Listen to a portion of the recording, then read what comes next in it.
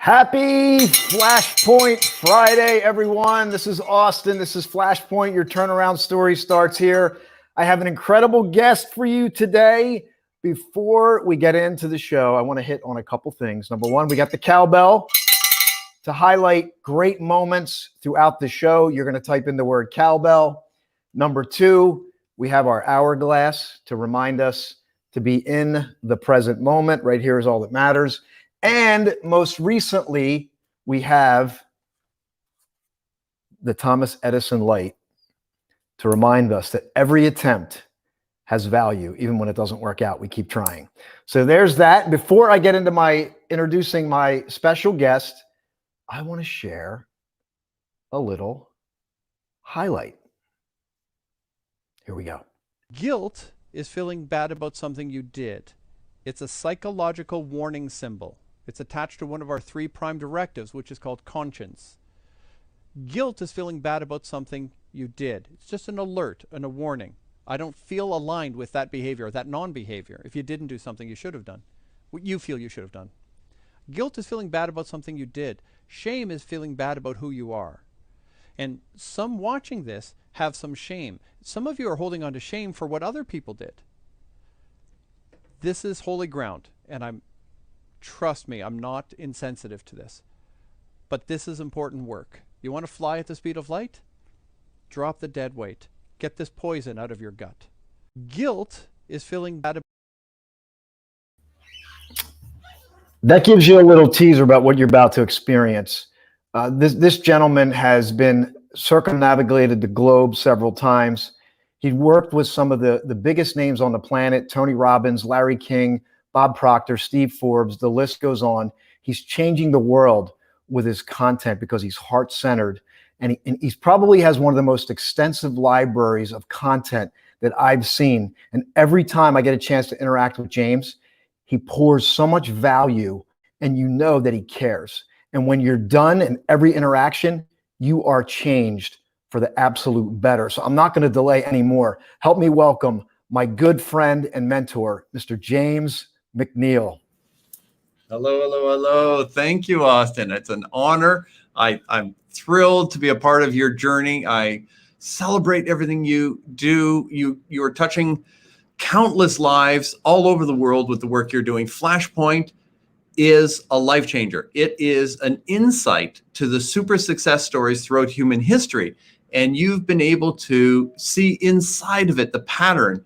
And I couldn't be more proud, more excited to be a part of your journey, and honored to be on the show. So thank you, my brother. Thanks, James. I want to get right into it. I really appreciate that, but I want people to hear from you. I want them to learn from your story. I want to get your flashpoint. You just said I want to dive into your story and get your flashpoint, because I know you've had many. You've been at this for over 30 years, and I'd like to talk about your story a little bit relative to your journey today. So maybe if we can go back, are you up for this? Yeah, we can go back as far as you want. So maybe we can go back like prior to a turning point that you had. Maybe the moment where you felt like, man, this isn't going to work. I'm out. I'm done. And maybe there's that moment, and then after that there was like a turning point. So I'm going to give you 2, if that's okay. Yes. The two biggest ones that come to mind are one coming out of my childhood into adulthood. Well, adulthood. It's funny, Austin. I recently have said again and again, if there's a test given to people before they're called an adult, I would fail. I always would fail, and I don't see anything changing. I tried the adult thing once. It was a horrible day. But as I moved from my teens into my 20s, let's say, and I'm alone. I lived separate from family. My family had disbanded when I was 18. So it's like, okay, now what does it mean to make it in this world? What does that mean? So just want to give people the backstory. So I have ADHD, attention deficit hyperactivity disorder. I have dyslexia, obsessive compulsive disorder, post-traumatic stress disorder, and a bunch of other unique letters after my name.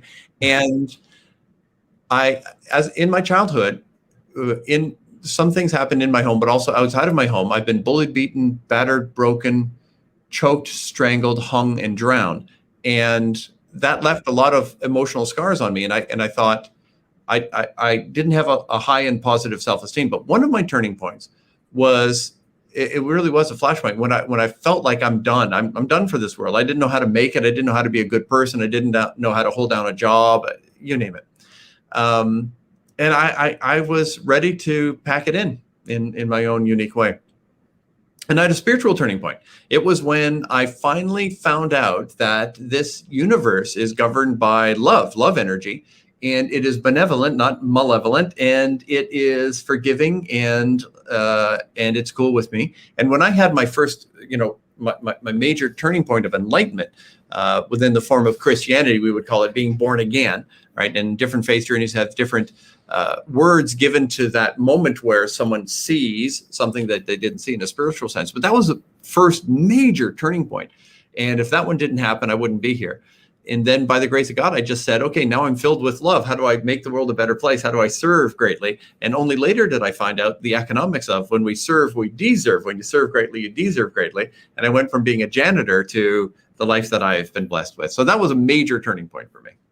Wow. Now, do you remember a specific moment? Because one of the things with Flashpoint is there's a moment, and there's a bunch of moments, but usually there's one that people remember where they felt it, like almost like if they were spiritual, they might have been touched by the divine. But if they're not, they feel it viscerally in their body, like their cells are dancing, or they feel inherently alive. They hear the birds searching. They hear the birds singing, and they realize that they can go out and make a change. Do you have one of these moments? Cowbell moment. There we go. So what comes to mind is a moment that happened a few years later. So the first moment that came to mind as you're walking me through that was the moment when I said, I'm done. The way life is will no longer continue. So I said, there's a line in the sand. I may not have known where I wanted to go, but I knew where I was unwilling to stay. And that's a turning point for many people. I remember that. And that's when I cried out for guidance. And then there was another moment where I felt I was hearing, I was actually dialoguing with divine love. And I was feeling I was actually entering into a relationship with divine love. And that was a really cool one. But the one that comes to mind as you're speaking is, years later, I went from being a janitor to other jobs. And then at one point I was selling suits. And I found out I was a good suit salesman. And they sent me for training. They said, everyone, I was the top salesman. They said, you have to go for training. I'm like, no. I don't know. I don't do classrooms, because all it did was triggered my childhood issues with failing all the classes. I have no college, no university degrees. So when they said you have to go to a class, I fought. And they said, you will be fired if you don't go. So I'm like, oh. So I went into the classroom, Austin, and I was trying to hide in the back and stay quiet. Because they said, all you have to do is sit still for 3 hours and you pass. You don't have to, there's no test. You just have to sit. It's just an attendance thing. So I thought, all I have to do is get in there and shut up and be in no one, just silent. Well, the teacher didn't do a great job, and people were asking questions and they couldn't answer. And I'm like, come on, this is obvious. So I couldn't keep quiet, Austin. I put up my hand. I said, I think I can answer that question. I've been working here for a while. And they said, go ahead. I answered the question, and the person who asked the question was like, whoa. And then the whole class went, whoa. And the teacher went, whoa. I'm like, what just happened? And so there was something about, I was able to put into words things that seemed difficult for others to understand or to put into words. And I thought, I didn't know I could do that. And then it happened again. That night, that the teacher made me the teacher. I was at the back of the class. She said, everyone turn your chairs, face James, and ask him all your questions. And I had almost a panic attack because I had social phobias, but all I did was answer questions all night. And that night I said, wow, I just found out who I am on this earth. It was a turning point where I said, not only do I belong as a survivor, which I didn't think I could be, I now realize that I can bring a unique blessing to the planet. And that just unlocked a limitless future for me. And that night, my career was born. I have chills all over, James. That's an incredible story. Now, is that a flashpoint or a turning point? That was a flashpoint. That was something else. You felt that? Yeah, that was a flashpoint. That was supernatural meeting. Because it was meeting preparation. A lot of the steps in what makes a flashpoint, according to your work, there was the physical. There you go. That's it. the physical of, I was listening to all the audio cassettes. I was listening to Earl Nightingale, listening to my now guru dad, Les Brown. I was listening to the greatest teachers and speakers. I was reading to the best of my ability, but I still couldn't read. I was still around 21 and I was functionally illiterate. I was reading at a grade 4 level, but I was reading to the best of my ability, but listening to the audio cassettes. And I didn't know that I was putting in all the resources required to make that magical moment occur. So it was a combination of it's the art and the science, right? It's the mind, body, spirit. And then the miracle occurred. It was a true flashpoint where the ingredients of flashpoint intersected. So definitely, I would say that was a flashpoint, not just a turning point, but a flashpoint. Yeah, and James, I want to pause and just honor that moment for you and honor that you're here because you speak with audiences all over the world. Yep. You've been blessed with this. You've been in front of thousands of people, James. I don't even know what the number is. And you've had the opportunity to interact with millionaires and billionaires. Yep. And all these incredible people. I honor this space and I honor what you're sharing. And I want everyone else to do that as well. And I want to encourage you to share this with somebody who needs to hear it. Because I have another clip of James I'm going to share in a little bit where he was at his Dreamlife Experience weekend. Wow. Which is a life-changing weekend, and we're just scratching the surface here today. But James, thanks for sharing that story because people need to know that they are these turning points. That people have heard that there's a flashpoint too, which you've experienced and you felt at a deep level, and now here you are blessing the world because of that. Thank you. Yeah, I never could have imagined while I was in that classroom that, like tomorrow, for an example, I'm speaking on 2 global cyber stages. One of them has 50,000 people registered. I'm sharing the stage with Deepak Chopra, with Les Brown, with Jack Canfield, with Eric Thomas, with, oh boy, there's probably 10 of the world's biggest names, and I'm honored to share the stage with them. And this is something normal for me now. And I never could have imagined from that flashpoint, this life would have been born. So yeah, absolutely. Flashpoint, man. Absolutely. So what I want to do, James, I want to share another highlight from your Dreamlife weekend, if you will. So I'm going to put you in the green room for a second. I want people to hear this incredible message that I got my sources. So let me hang tight. So if the belief is I'm bald, therefore I'm not sexy, I can rewrite it and say I'm not bald. Or I can reframe it and say I'm bald and therefore I'm sexy. Or I can just challenge it until it disintegrates. To say, am I really bald? Am I not really bald? Is bald good or is bald bad? Are they happier because they're bald, or are they not happier than bald? Is it possible that some women like bald and some women don't like bald? And then maybe a woman would be like just dreaming of a bald guy, and maybe, I don't know. I mean, is it, and just keep challenging it until you go, I don't know. You want to shake the confidence in the disempowering belief. So you're not saying, I know it's not true. You're simply saying, I don't know anymore. Maybe it's good, maybe it's bad, I don't know. And that is a very powerful position to be in. So this is Austin here at Flashpoint. I'm honored to be joined with James MacNeil, digging into his Flashpoint story.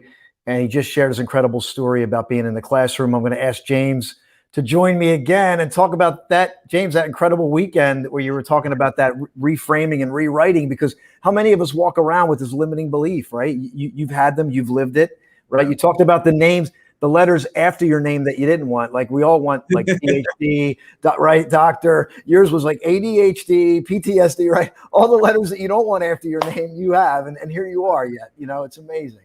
Yeah, it's not just, okay. So let me say this, everyone watching, it's truly beyond belief that every single day I get emails. Every single day, people are telling me about the miracles. There are, Austin, I'm responsible for tears all over the world, apparently, where my work is in 120 countries. We have 1,200 people joining me daily with miracle breakthrough programs. It's amazing. And this, in that clip you just showed, what I was talking about was stop knowing what you can't do. Like undo the conviction of no, the conviction of fail, the conviction of hopeless. Just shake that confidence and open yourself up to the possibilities. Well, what's funny about that clip, Austin, is I used to do, and I will do when COVID's finally lets us loose. Here in Toronto, I had an event called the Dreamlife Experience. And the first time I ran it was last June. So last, no, 2 Junes ago now. Wow, time flies. And I said, first of all, I didn't think I could pack it into a weekend, and we only had 30 people there. And from that weekend, we had lives transformed, miracles. One woman said she couldn't, her and her husband found out that they could not have babies. In that weekend, she had a spiritual experience where she had a change. They're now happy parents. And 2 people out of the 30 had literal $1 million miracles within 3 weeks. It's like, if you're going to come to the Dreamlife experience, write down what miracle you want before you show up, right? It's miraculous, and it's been going on. So when COVID hit, I shut it down because I didn't believe, Austin. I teach this stuff, but I don't always believe it. I don't always obey it. And I said, it can't be done. It can only be done in person. Well, friends like you provoked me, and I finally obeyed, and I started doing these online. Well, now thousands of people all over the world are attending Dreamlife Experience weekends, and it's $1,000 event, and they don't even have to fly to Toronto now. And I'm going to do something special for your friends as it relates to that. But it's something that I didn't believe was possible. And then I just played as if, and I opened myself up to the possibilities. And now miracles are happening all over the world in groups far greater than groups greater. Yeah. I think we have 5,000 people registered for the upcoming Dreamlife experience. It's just like, how did this happen? Well, I look at it as that you are heart-centered, divinely guided, and you've probably unintentionally in the beginning, but now super intentionally poured into yourself, and it can't help but pour out onto the world. And that's what I see is happening in a beautiful way of 30 years. There's a lot of people in this space, let's face it, because they want to be a guru, but you're somebody who's embodied it, and you've been living it for 30 years, and this is your dream life, my friend. And it's that right now, and there's more flashpoints that are going to be happening. Yep. I'm honored that we can do this and share the space here. Let me do this, James. You talked about your Dreamlife experience weekend, and you just mentioned we don't miss much around here. We heard the word gift. So,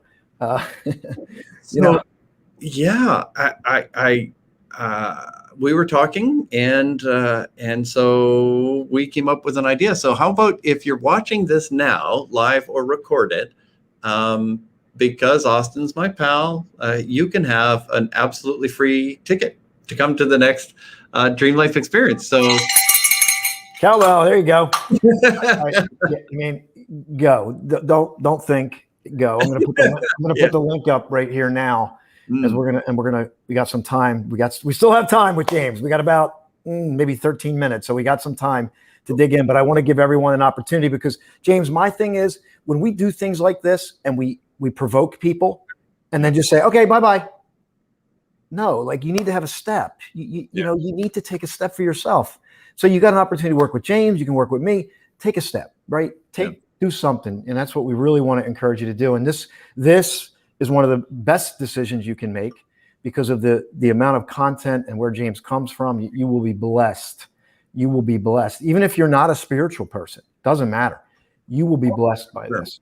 Yeah, we have people of every faith group, anti-faith groups, you name it, we got it. And that's not a problem. And so you can just grab the free gift. There are options if you want to do VIP. There's a special VIP only Q&A. The VIPs get workbooks and they get recordings. They get all kinds of bonuses, and the VIP is only $197. So it's super low cost. Still way below the $1,000 plus travel and expenses. So it's free for you to participate. Just register go.jamesmcneil.com. And if you want a VIP, then do that, and you'll be thrilled if you did. But I would say I want to give this message very clearly here that what is believed by most everybody is that you have to change for anything to change. That if you want life to be different, you need to be different. If you want your life to change, you have to change. You've heard it. And some people say, I'm trying. So let me give you an encouraging message. Your perfect dream life is already perfected. It's approved. It's prepared. It's paid for. It's planned out. It's present. It's simply waiting for your permission. What I will help you to see in the Dream Life experience is that it's not for you. It's not about you adding on. It's simply stopping. And there's a million ways you could be stopping your perfect dream life. But what I hope you can hear from me right now is you will never be happier, healthier, wealthier, or more loved than you will allow. You and you alone, my friend, can and have stopped your perfect dream life. And all you will be learning is a million ways, understanding metaphysics, understanding quantum physics, understanding the spirit world, understanding psychology, understanding all of the secrets behind how you have stopped yourself and how you can stop stopping yourself and find out how unstoppable you are. So I invite you as my guest. Enjoy it for free. If you want to upgrade to VIP, you'll be happy you did so. I encourage that, of course. But this is your gift. Austin and I are very dear friends. And if you want to come as his guest, my guest, be my guest. It will be a great experience for you. We have some great people joining us today. We have Mandy Robinson. Hey, Mandy. Board. We have Lisa is with us. She loves the cowbell. We have Jenna with us, and we have you with us. We know you're listening. We know you're watching, and we definitely want you to be blessed by this, and also taking advantage of the Dream Life Experience weekend, which will definitely change your life. James, we have about maybe 8 or 9 minutes. I'd love to get some more insight from you. Yeah. Maybe we can speak to those out there. We're coming out of a season, if you will, and things are starting to open up. What do you recommend people do? What do you encourage people to do? What place should we be coming from now as we aspire for the future? Sure. So I want you to think about it this way. There are things that you have, quote unquote, lost hope in. You had, as a child, dreams and visions, hopes and aspirations. You wanted to be an astronaut and a firefighter, and you wanted to be a belly dancer and a chef. Who knows what dreams that you've had. And with those dreams, you probably also believed that the world was a safer place than you eventually found out that it was. And so the beautiful, mystical, dreamy child may have lost some of that sparkle. And I want you to know that you can get your child back. It's true that the world isn't exactly as you may have hoped and, prayed for, but the world doesn't have to improve.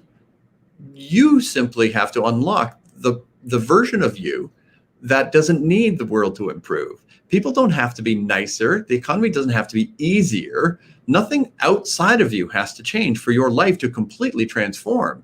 You're not here to be served. You're not showing up needy and greedy, short-sighted and shallow. You are, in fact, a creative and compassionate spiritual being currently existing in physical form. You're infinitely valuable, exquisitely unique and perfect in your personhood. Your natural state is in euphoric connection to source energy, source love, God, if you will, and loving connection to all living things. You're here on purpose. You're not just here to make it, you're here to make it better. You're actually the change agent. And I ask you right now to move from any feelings of hopelessness or weakness or need, and to say, I'm here to serve. I'm the one who's here to make a difference. I'm here to help. I'm here to bless. I'm here to come up with solutions. And then you simply say, I'm going to have a different expectation of myself. I don't need the world to be easier. I'm going to find out the truth about me, and I'm going to be the best version of myself. I then encourage you to move straight into gratitude. So first, change it from I'm here to be served to I'm here to serve. Change that perception about yourself.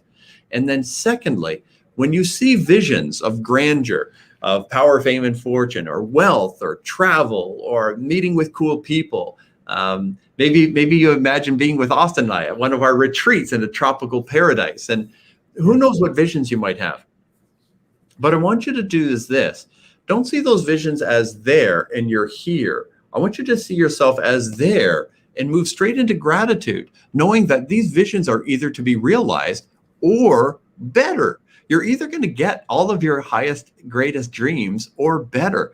And the gratitude is the attitude of altitude. When you move into gratitude, you unlock the vault. Yes. Let me say it this way. Money doesn't make you happy, but happy makes you money. Money doesn't make you happy, but happy makes you money. When you're coming from that gratitude space, when you're coming from that higher vibe, you're attracting the highest and best. I want to grab that quote, James. Go ahead. Somebody type that quote in there. You want us, if you remember it, say it again for us. Money doesn't make you happy, but happy makes you money.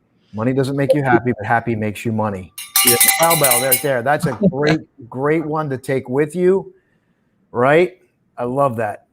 I absolutely had to grab that. Yeah, I love it. I love it. Thank you. Yeah, some people would say money does make me happy. If I don't have enough food and I get food, I'm happier. And I say yes. But money only makes you happy until you have enough. Once you have enough, you must add meaning to money to maintain the motivation. And so you'll want to see, how do I change the world with more resources? And once you tap into that energy, there's no limits to see how far you go. Are you feeling this? Are you feeling that this is powerful? If you're feeling this, type in the word dream life. How about that? Type in the word dream life if you're feeling this, because this is some great stuff. And we don't want you to just get it in your head. We want you to feel it. Because if it goes in your head, it's just head knowledge, right? It's like, oh, that was entertaining. But if you feel it, you're going to take a new action. You're going to feel that gratitude. Then you're going to, your highest aspiration, boom, like James just said, come together and boom. So that's a beautiful thing. James, the future. I know we're living in the present peace. Yes. As you call it, right? You don't call it present tense. Why don't you call it present tense? Well, because tension is that which divides us from divine. So if you're in past tense or future tense or present tense, which means discontent, resisting that which is, then we're not in present peace. The ancient wisdom literature says, be still and know that I'm God. So we connect to source now and Zen. It's in a place of present peace that we connect, and the miracles start to flow and the healing begins. What a great distinction, present peace. But James, I do want to ask you for your future. Yeah. Because I know you have visions, right? Yeah, buddy. Certain book says what? Vision. So maybe you could talk about your vision and relative to people not taking away their present peace for the sake of their vision. Right. It's funny in episode 1 of Star Wars, and if you try and figure out which episode was episode 1, it'll use it forever. I'm with you on that. There's a scene where Liam Neeson is playing a character named Qui-Gon Jinn, and he has a student that he is the mentor to, and his student says, I feel a great disturbance in the Force, and he says no. He says, you're not supposed to be out there. It's supposed to be here. We need to be present. We have something to focus on right here. And the student said, but you told me always to be mindful of the future. And he said, yes, but never at the expense of the present. Beautiful. So be mindful of a future. Be excited. Be grateful. And the fastest path to your greatest tomorrow is to be here now. We got a lot of cowbell moments here today. I told you were going to get it. James has got some great information. James, we got 2 minutes. Whatever you want, 2 minutes, and then we're going to wrap up. And this has been an outstanding episode. Please share this. The world needs this information. Do you understand?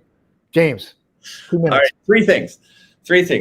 I encourage you to write these down. 3 things. Number 1, find your way back to connection to source energy, source love, God, if you will. Find that out. You might say, well, I belong to that church, or I used to do this, but I don't buy that. I'm not getting into the labels or the buildings. What I'm saying is there is a divine love. In the Bible, it says God is love, and any mathematical equation can be reversed. So love is God. So reconnect to the love energy of the universe. So that's number 1, reconnect to that love energy. Present peace, now and Zen, reconnect. That's number 1. Number 2, allow that to flow to you and through you to this world, that you have an abundance of love energy, that you love all living things, that you can be a blessing to your friend and your cousin, and you can be patient and kind and forgiving and gracious and helpful. So love vertical, love horizontal. And step number 3, do not ruin the fun by failing to love yourself. See, the world will only love you as well as you love yourself. You're teaching people how to treat you by how you treat you. If you treat you like crap, you're telling them that's how you like to be treated. You tell the world how to treat you by how you treat you. Love vertical, love horizontal. Don't forget, love yourself. It says love others as you love yourself. Do not break that. You're not supposed to be some kind of a self-imposed victim, self-made martyr. Give from your abundance, not from your wellness. Come from love and make sure you don't forget to love yourself. You matter too, my friend. That's a perfect place to end. James, it's been an honor as always. I love you, my friend. Love you, brother. We'll talk soon. Goodbye, everyone. Please share this.